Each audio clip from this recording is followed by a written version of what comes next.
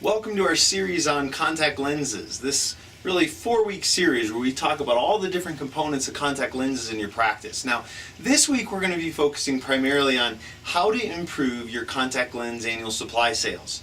Now, and we're going to break this down in a couple parts. First of all, I want to talk about is a little bit of an overview of, where are you now and why you really need to change this and why is this important? Well, first let's think about where are you at now. So what we want to determine is what is your annual supply rate currently? And the way you can figure that out, and there's two different ways. There's the kind of easy way and the somewhat more challenging way.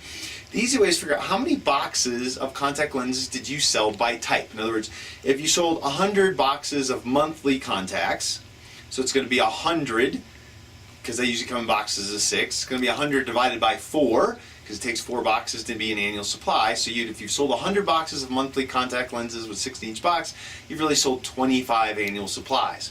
And you can take and divide that by the number of contact lens patients you've seen. So usually how that would look is monthly contacts, 2-week contacts, daily contacts, you're taking 90 packs times 4 for each eye. So you're looking at really 8 boxes for an annual supply of those, and even RGPs, which would count as just an annual supply of 1 lens per eye. So you take all those together, figure that out, divide it by the number of contact lens patients, and that's kind of the cheap and easy way to figure out what is your contact lens annual supply. Now, I understand that it's not perfect, and in a given month, it may not be the perfect representation, but it's kind of the quick and easy way to look at it, especially when you look at it over a year's basis. You could do a little bit more detailed type of this, which is to look at exactly how many boxes per patient. And this is a little more time intensive, and it really requires some tracking this to say every time a contact lens patient comes in is if they order an annual supply, mark 1. If they didn't, you mark some division of that. So if they bought 6 months worth, you're going to mark half. And you kind of got to keep track of that. But what this does is it gives you a reality check of what your annual supply rate's really like. Now, given that we should be somewhere in the 80 to 90% of patients have an annual supply of contact lenses.